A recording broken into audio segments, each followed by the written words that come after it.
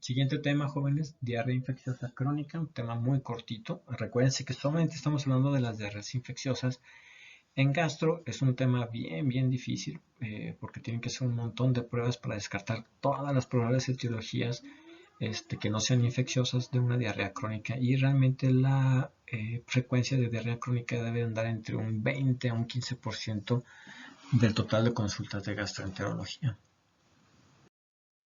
Diarreas infecciosas crónicas, solamente recordar las que ya vimos, agudas, y nos vamos a enfocar en las crónicas. Aquí en este caso, Giardia, E. coli, entomología histolítica y Clostridium difficile. Volviéndoles a recalcar que Clostridium difficile es parte de las nuevas, de los bichos que veremos en la situación de enfermedades emergentes o enfermedades que afectan a los pacientes hospitalizados. Diarrea crónica es normalmente con una duración de más de 4 semanas, más de 30 días de duración. Y diarrea persistente es como una diarrea que dura más de 14 días. Recapitulando, la diarrea persistente se define como una enfermedad diarreica aguda que dura más de 4 semanas, más de 14 días, y que alcanza un límite o un lapso de tiempo hasta las 4 semanas. Una vez que alcanza las 4 semanas o 30 días se le considera como diarrea crónica. Entonces, ese es el grupo de diarreas que estaba pendiente de establecer. Las diarreas persistentes casi siempre son etiológicamente las mismas causas de una diarrea crónica. Eso es importante que lo recuerden. Diarrea parasitaria, realmente las causas más importantes de diarrea persistente y de diarrea crónica por definición.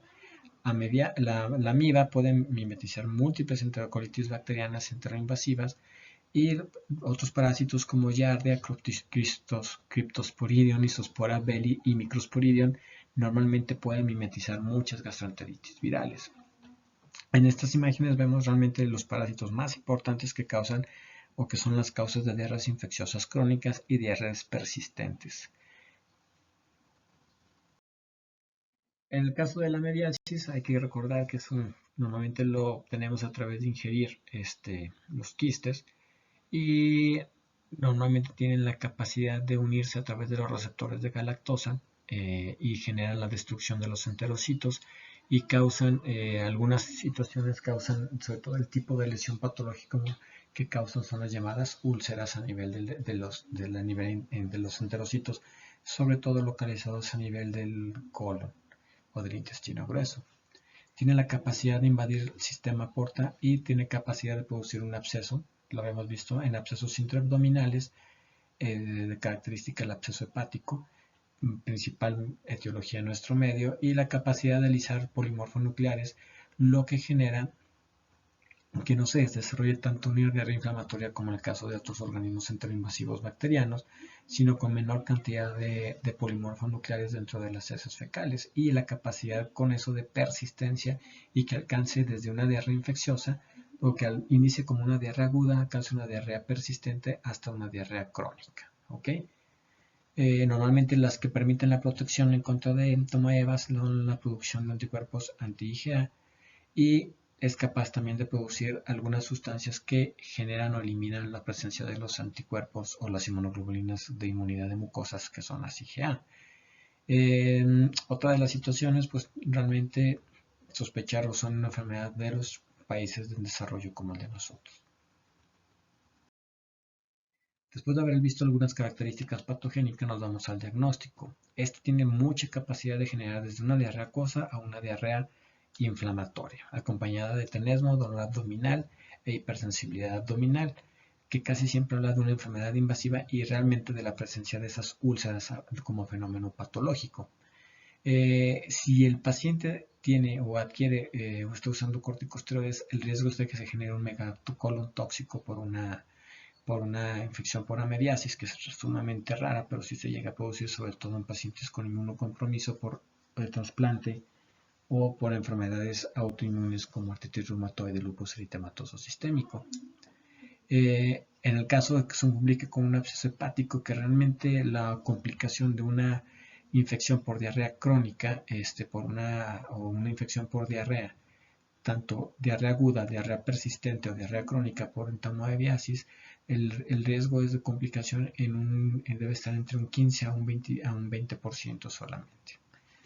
Obviamente se va a ver más complicación en aquellos pacientes que tengan desnutrición, que tengan inmunocompromiso o alteraciones de la respuesta inmunológica para permitir el paso de la cantidad de amibas hacia el torrente sanguíneo a través del sistema porta.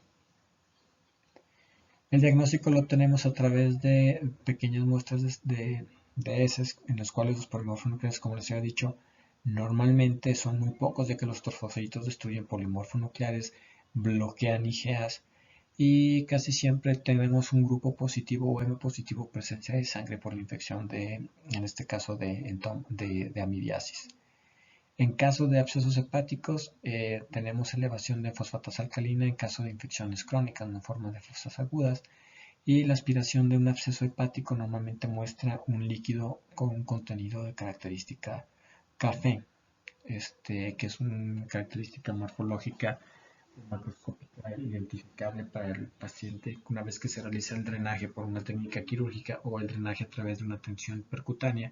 Normalmente si obtienes un líquido cafezoso, así le llaman, normalmente tu sospecha macroscópica es que sea por una infección, sea un absceso por amibiasis. ¿Ok? El tratamiento básicamente son dos medicamentos, metro o tinidazol para enfermedades activas, seguida de disminuir la cantidad de trofosforitos a nivel intestinal a través de la aplicación de paromomicina o iodoquinol, como hemos visto en la presentación de abscesos o de enfermedades intraabdominales. Giardia lamblia, siguiente parásito, aunque realmente de las enfermedades crónicas es primero sospechar siempre Giardia lamblia antes que amibiasis, y porque la amibiasis puede estar dentro de los tres parámetros o de las tres maneras de evolución de una diarrea aguda, una diarrea persistente y una diarrea crónica. Giardia lamblia también puede producir una diarrea aguda, sí, pero casi siempre el 60-70% causa una diarrea crónica. Giardia existe como trofosellito en quistes, la forma de quiste es la que permite o la manera como la obtenemos. Los trofosolitos de Giardia también atacan a las células endoteliales gastrointestinales, y estas generan mala absorción e inflamación. No causan úlceras como tales en el caso de amibiasis. Una enfermedad es una enfermedad de los acampadores o aquellos que utilizan la esterilización de agua o que no utilizan esterilización de agua, toma de agua directamente de ríos. Normalmente es una característica o es un elemento epidemiológico constante para los pacientes que adquieren una enfermedad por Giardia lamblia. Aquellos con manifestación o cuáles son las manifestaciones clínicas, el diagnóstico y el tratamiento de giardiasis. Normalmente se manifiestan usualmente como una enfermedad leve, pero que normalmente dura o alcanza una duración de 4 hasta 6 semanas. Eh, Dicen algunos libros, como en este, que se limita en el lapso de 4 o 6 semanas. Realmente, después de 4 semanas es característica de que esté generando un síndrome de mala absorción, del cual tienen que hacer el diagnóstico diferencial, como les había comentado al principio, con otras enfermedades a través de varias pruebas. Y en el caso de Giardia lamblia, la característica es los síntomas, los llamados cólicos abdominales, la anorexia, la esteatorrea, la diarrea acuosa, casi siempre acompañada de esteatorrea. Son características que los deben estar a hacer sospechar de la probable infección persistente o diarrea crónica por Giardia lamblia. El caso de los niños, en ellos sí se presenta una diarrea acuosa mucho más fácilmente como episodio de una diarrea aguda por la menor cantidad de masa corporal y de menos superficie intestinal. Y síndrome de mala absorción crónica principalmente lo vemos en pacientes con la diarrea crónica y en aquellos con deficiencia de inmunoglobulinas. Los quistes son vistos en 90% en una muestra de copocultivo, esa que se obtiene de 3 muestras distintas, y puede haber la necesidad en ocasiones de utilizar inmunofluorescencia o técnica de ELISA para poder establecer la presencia de giardiasis. El tratamiento también para giardiasis es en este caso principalmente se utiliza tinidazol o nitazoxanida como grupo de antiparasitarios. Tinidazol 2 gramos en una dosis o nitazoxanida 500 miligramos cada 12 horas por 3 días. Y en tercera opción para esta cuestión se utiliza ya el metronidazol. La comparación de medidas es que el tratamiento de elección sería metronidazol de primera instancia. La situación es que el metronidazol es pocamente tolerado, pero es ampliamente amebicida más que yardicida. Entomaíba entonces metronidazol de primera instancia durante un lapso de 10 días o tinidazol dividida en un lapso de 3 a 5 días. Mejor tolerado que metronidazol, realmente esa es la diferencia de emplear uno u el otro. Metronidazol, acuérdense que tiene efecto metálico, el sabor metálico, y tiene el efecto disulfiram o el disulfiram like o el efecto antabus, así que muchas gentes no lo llegan a querer por esa situación. Y la paromomicina, que es el antiparasitario que mata entomoebas de manera interluminal, o en nuestro medio el yodoquinol. ¿Ok? Para Yardia tinidazol o nitazoxanida. En este caso, aquí sí hay alguna diferencia en la bibliografía. Algunas bibliografías les van a marcar como nitazoxanida como primera instancia para Yardia.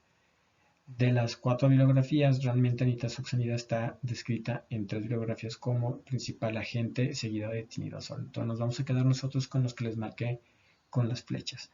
Para Yardia, nitazoxanida, tinidazol o metronidazol. Y para amibiasis, tanto intestinal como amibiasis a nivel de absceso hepático con metronidazol, seguido de 20 días de paromomicina o yodoquinol.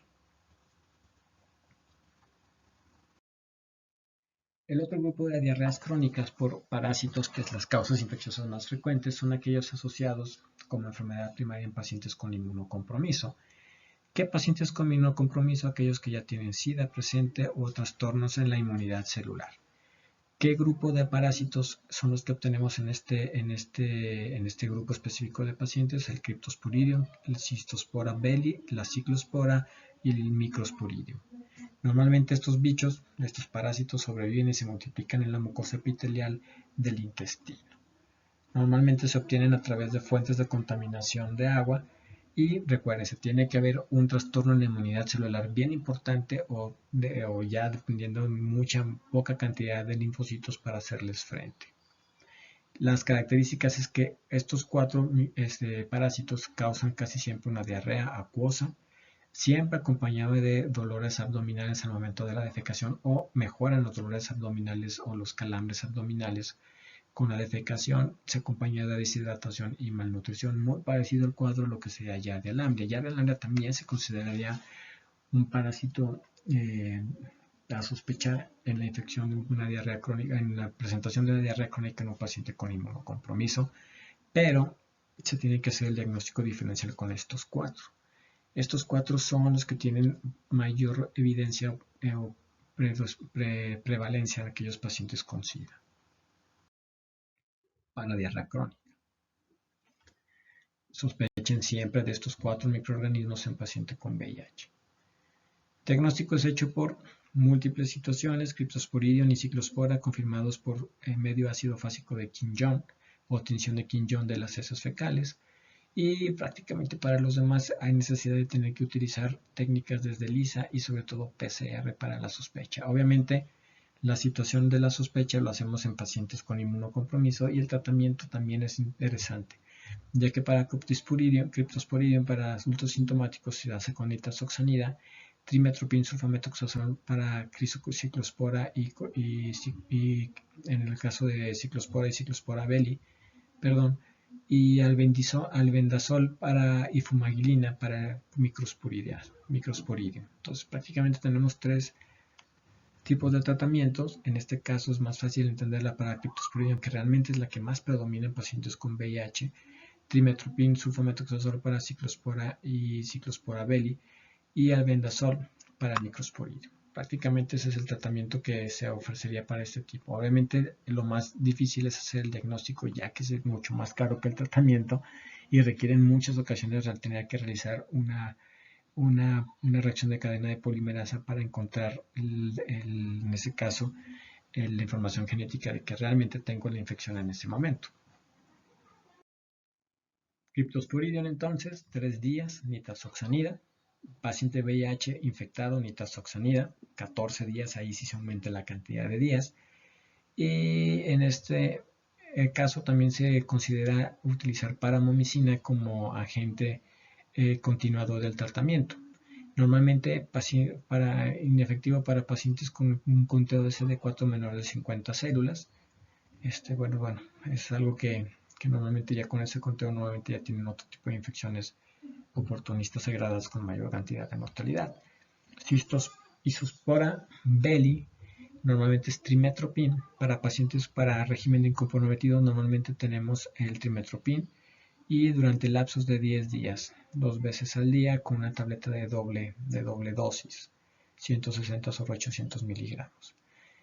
Si es alérgico a la sulfaspirimetamina, y para ciclosporina también trimetoprim sulfametoxazol. En este caso, también una cadena 2 veces al día, una tableta de doble dosis de 7 a 10 días.